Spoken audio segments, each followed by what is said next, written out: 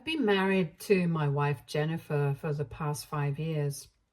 We met each other for the first time when we were both working at the same company. What started as a professional acquaintance quickly blossomed into a deep connection. And after 2 years of dating, we decided to tie the knot. Jennifer is, without a doubt, absolutely drop dead gorgeous. I know that might sound like an exaggeration, but it's the truth. My wife has this natural beauty that turns heads wherever she goes, and I can't tell you how many times I've heard people, both friends and strangers, mention just how stunning she is. It's something that other men have often pointed out to me, almost as if they're in awe that I'm the lucky guy who gets to call her my wife. But to be honest, it's never really bothered me. If anything, I take pride in it. For me, it's not just about her physical appearance. Jennifer is beautiful inside and out. She has this incredible energy, a confidence that radiates from within. She's also incredibly smart, driven, and kind. She's the whole package, and I'm grateful every day that we found each other. And one of the things I love most about her is that she's just as passionate about fitness as I am. Going to the gym and maintaining my own fitness has always been important to me, so it's amazing to have a partner who values the same things. We both share a love for staying active and taking care of our bodies, and that's something that has strengthened our bond over the years.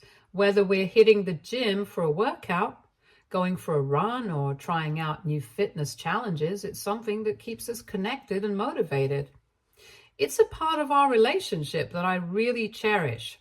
So while people might see Jennifer's beauty first, I'm lucky enough to know the amazing woman behind it. She has been my partner, my best friend, and someone who has inspired me to be my best self every day since the time we met. This year brought a significant change for Jennifer and me. She was offered a position at another company, one that came with a very high salary and an incredible opportunity for her career growth. When she first told me about the offer, I couldn't have been more proud of her. She's always been hardworking, ambitious, and this job just seemed like the perfect next step for her career. Even though it meant we would no longer be working at the same company, I encouraged her to accept the position. I knew it was a chance that she couldn't pass up, and I wanted to support her in every way I could. From the moment she started at her new job, Jennifer was filled with excitement. She would come home every evening with stories about her coworkers, her boss, and all the interesting things that happened throughout her day. I loved hearing about her experiences. It was clear that she was thriving in her new environment, and that made me really happy. However, with her new job came some changes to our daily routine also. Her work hours are different from mine now, which means I usually get home earlier than she does. Hence, I've taken on the responsibility of cooking dinner each night, which I actually enjoy. It's become a way for me to unwind after my day and do something nice for Jennifer. After dinner, she handles washing the dishes, which is a small way for us to share the household chores. During dinners, we sit down, enjoy the meal I've prepared, and talk about our days. Whether she's sharing the latest office gossip or I'm telling her about something funny that happened at work, these conversations are a way for us to stay connected despite our busy schedules. After dinner, we often settle in for the evening by watching a movie or just spending time together. Sometimes we'll pick a movie we've both been wanting to see, and other times we'll just relax and chat, enjoying each other's company. It's these moments, the everyday, ordinary ones, that I cherish the most. They remind me of why I fell in love with Jennifer in the first place and how grateful I am to have her in my life. However, about 2 months into Jennifer's new job, I started noticing some changes in her that caught me off guard. It wasn't just one thing, but a series of Small, subtle shifts in her behavior and appearance that, when added up, made me feel like something was different. For as long as I've known Jennifer, she's always had a particular style when it came to her work attire. She's a professional through and through, and she's always dressed the part. Typically, she would wear a well-tailored suit or something similarly appropriate for the office, but suddenly that changed.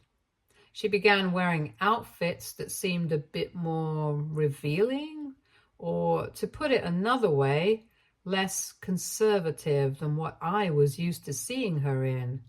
Instead of her usual suits, she started opting for sleeveless tops and other pieces that showed a bit more skin.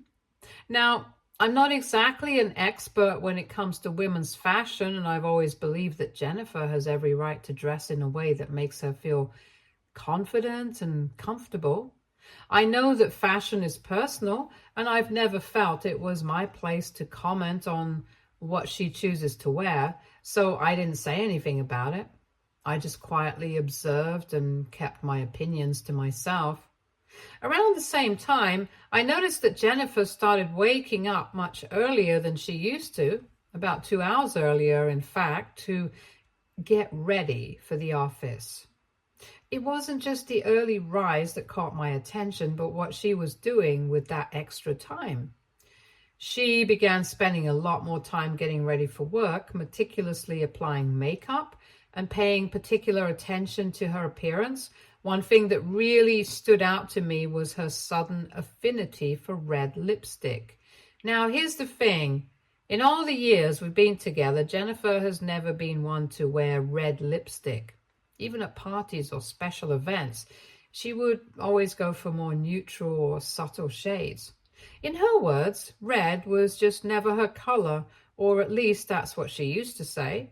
So seeing her suddenly embrace this bold choice was, well, a bit surprising. I couldn't help but feel curious about what might have prompted this change, but again, I kept my thoughts to myself. I figured maybe she was just experimenting with new styles or trying out a different look for her new job. After all, people change and evolve, and I didn't want to jump to any conclusions. The next thing that really caught my attention was when Jennifer started packing lunch for 2 people instead of just for herself. Now, both Jennifer and I are really into eating healthy, and to make things easier during the week, I've always taken on the task of meal prepping for both of us over the weekend. It's something I enjoy doing, and it ensures we have nutritious meals ready to go without the need to cook during our busy work days. I've always kept a close count of our meals, making sure we had just the right amount to last us through the week. But then I started noticing that our prepped meals were depleting faster than usual. At first, I didn't think much of it. I just figured maybe we were both eating a bit more, or that I'd miscounted somehow. However, when I found myself needing to cook additional meals midweek, a situation that shouldn't have happened if I had prepped enough food, I realized something was off. One evening, I decided to bring it up with Jennifer. I casually asked her if she was feeling hungrier lately, or if perhaps she was taking extra lunches to work. I tried to make it sound as light as possible, not wanting to seem accusatory or overly concerned. After all, it was just food, and I didn't want to make a big deal out of it.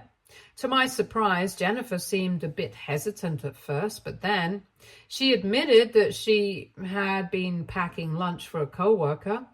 She explained that there was someone in her office who didn't like to eat much and often skipped meals. Jennifer, being the kind and considerate person she is, didn't want her coworkers to go hungry, so she started taking an extra meal to share with them. I understood where she was coming from.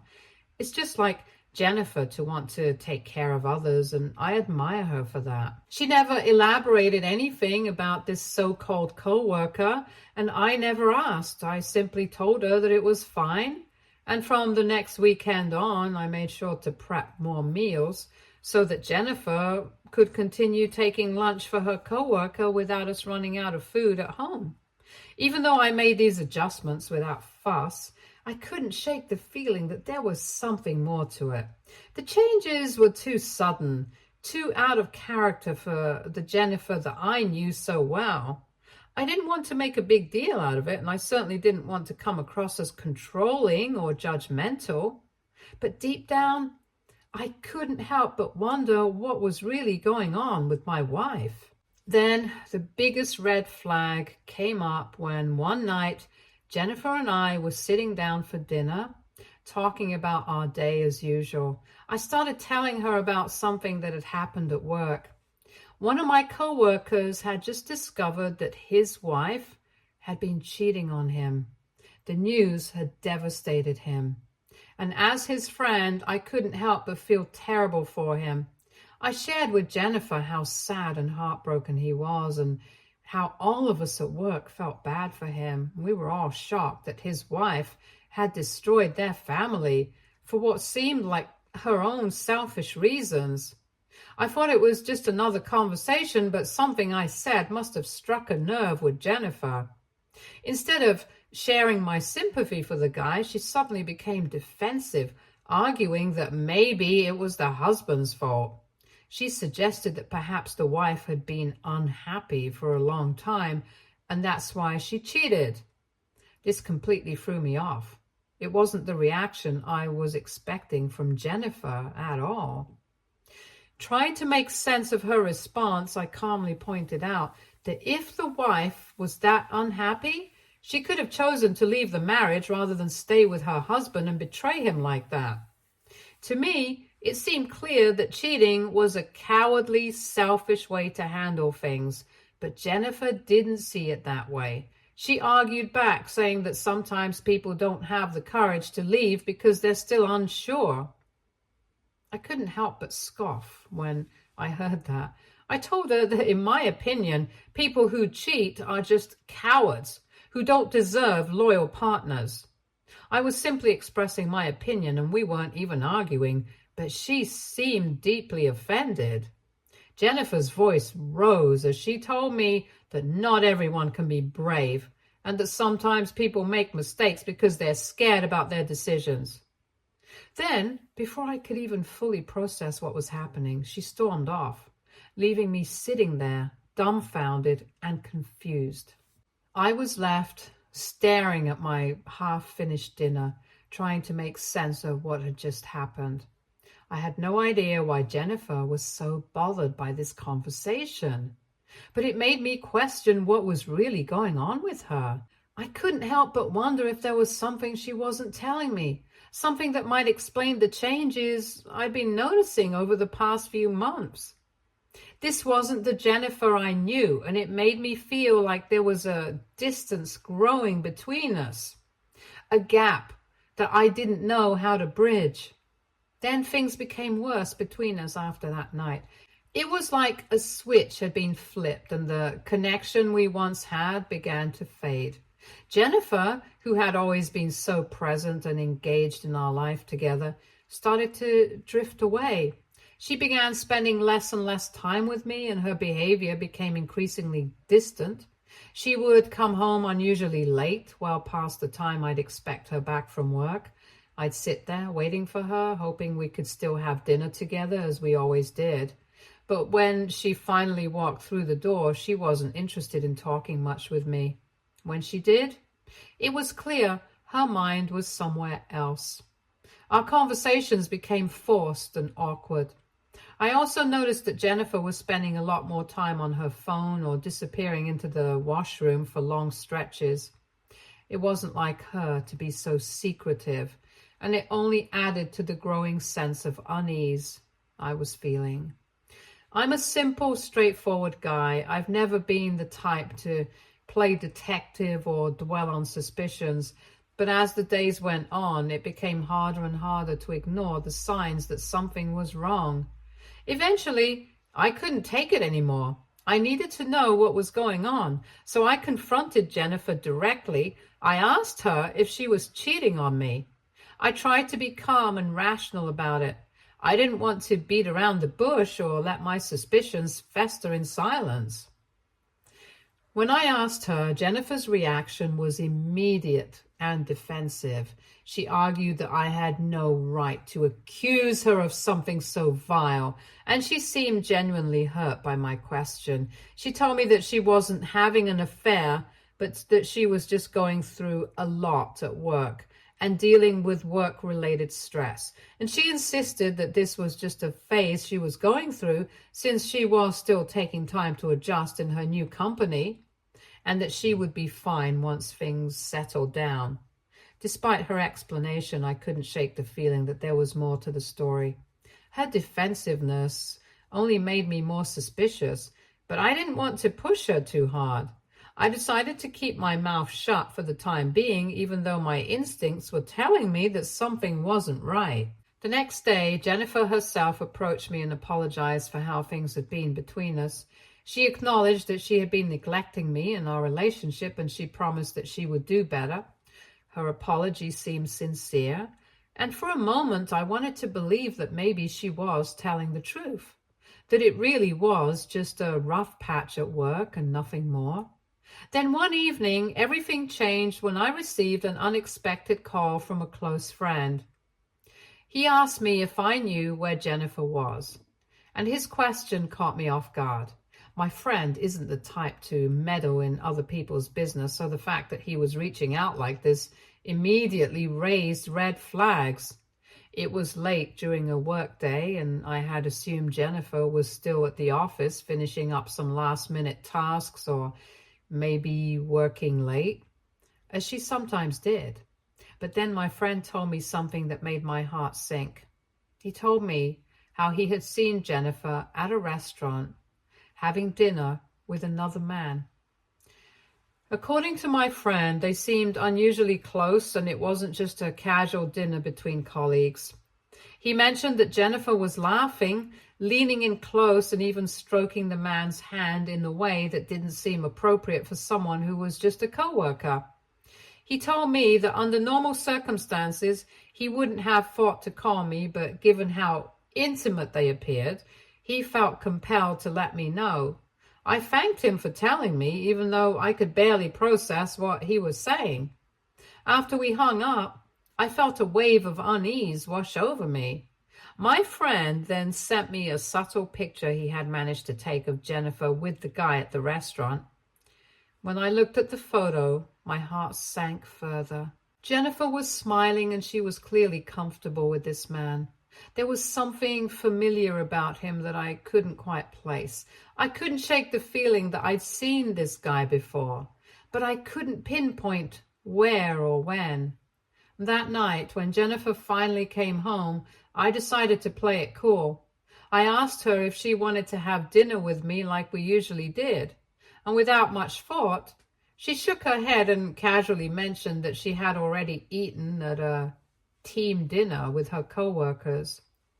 I kept my tone light and nonchalant, asking how many people were at this dinner just to see what she would say. She didn't hesitate before responding, telling me that almost all her co-workers were there.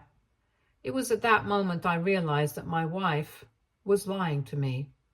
She clearly had something to hide. Otherwise, she would have had no issues telling me about having dinner with the mysterious man. I kept my mouth shut and pretended everything was fine, but inside, I was determined to get to the bottom of this. The Jennifer I knew wouldn't have lied to me so easily, and I needed to know who that man was, what he meant to her, and why she was keeping this part of her life hidden from me. That night, after Jennifer went to bed early, claiming she was tired from drinking too much at her team dinner, as I watched her sleep, the weight of everything that had happened in the past few weeks pressed down on me, and I knew I had to find out the truth. Quietly, I waited until she was deep in sleep before carefully taking her phone from the nightstand. I noticed right away that she had changed her password, which was unusual since we both always were both pretty open about our devices and had no secrets. I knew I had to get into her phone somehow. Now, Jennifer is a very forgetful person, so I was certain that she would have chosen something simple as her password, something she could easily remember. My heart was pounding as I tried to recall the usual combinations she might use: birthdays, anniversaries, or even her parents' birthdays. I went through the list in my head, trying each one with trembling hands, praying that I could crack the password before the phone got disabled. Luckily, my fourth attempt worked and the screen unlocked. I knew I was crossing a line, but I felt like I had no choice. I needed to know what was going on, even if it meant invading her privacy. With my heart racing, I scrolled through her messages, dreading what I might find. I noticed she had been sending multiple messages to someone named Mark. They talked regularly and even exchanged selfies. I read through the messages and realized that he also worked at her company. Then I clicked on Mark's contact information to check his profile picture, but as soon as I did, everything finally clicked. This was Mark, the very same guy Jennifer had dated back in high school. They had been high school sweethearts, inseparable until he had to go abroad because of his family's decision. I remember Jennifer telling me about him when we first started dating. She shared how they had tried to make the long-distance relationship work, but eventually they had to give up because the distance was too much to handle. It was a story from her past, one that I had thought was long behind us. But here he was, back in her life, and it was clear from the messages that their connection had rekindled. My hands shook as I read through their conversation, each word feeling like a dagger to my heart. They weren't just catching up like old friends. They were talking in a way that made it clear there was something more between them now. The way they addressed each other, the way they reminisced about old times, and the way they talked about their feelings. It was all too much to bear. My wife sent him a morning selfie every day after she would get ready for work, and he would reply back saying how beautiful she looked. They had also sent some inappropriate messages to each other, which made me almost puke. The worst part was that there were a few pictures of them in a hotel bed, just kissing and gazing into each other's eyes. It was like a nightmare coming to life. The woman I loved, the woman I had built my life with, was cheating on me. I felt a wave of betrayal, anger, and sadness wash over me as I realized that everything had changed. Jennifer hadn't just been hiding this from me. She had been lying to me, to my face, while she rekindled something with a man from her past. I took screenshots of all her chats with me and sent them to my phone. I then wiped off the evidence from her end so that she would never find out that I now had evidence of her cheating. I carefully placed her phone back on the nightstand, my mind racing with 1,000 thoughts. I wanted to burst out crying. But despite everything I had uncovered, there was still a very small part of me that hoped that maybe, just maybe, Jennifer still cared about me and wasn't really going to leave me for this guy. I didn't want to believe that our years together could be so easily discarded. I wanted to fight for our relationship, for us. So for the next few days, I kept to myself, trying to come to terms with the facts about her affair. As much as I wanted to give up, I still loved Jennifer and wanted to see things through. And during this time, I was quiet and distant, and I could tell that Jennifer noticed something was off. But she never asked me anything about it. She just didn't seem concerned about me any longer. Then about a week later, Jennifer told me that she had a work trip coming up. I pointed out how this work trip coincidentally fell during our anniversary, hoping to get some kind of reaction from her, something that would show she still cared about us. In my head, I had been planning to host a small party with our family and friends, something to remind us of the bond we shared, to remind her of the life we had built together. I had been with her through so much, standing by her side through thick and thin, and I couldn't understand how she could so easily push me aside for the other guy. Jennifer claimed that she had no idea that our anniversary was coming up, which hurt more than I could put into words. How could she forget something so important to us? She offered a half-hearted apology, saying she was sorry to miss it, but then, seeing my disappointment, she immediately backtracked, saying that she would talk to her boss and try to come back home one day before our anniversary so that we could celebrate it together. I told her about my plan to invite some of our family members and friends, and she immediately agreed, telling me that it was a great idea. Hearing her reaction, I felt hopeful, so I went ahead and invited people as planned.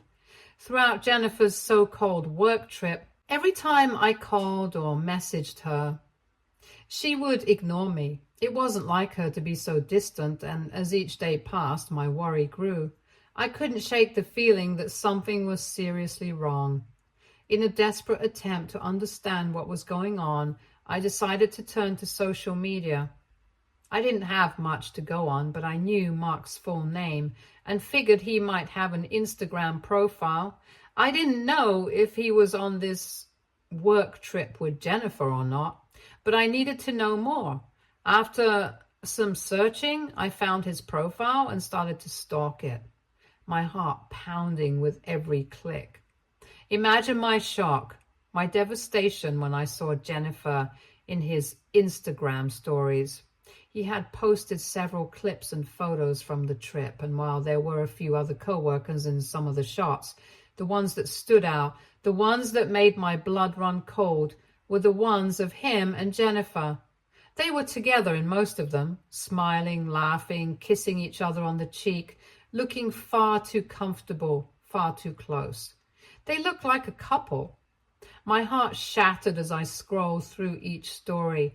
My worst fears were confirmed. I realized at that moment that I had truly lost my wife.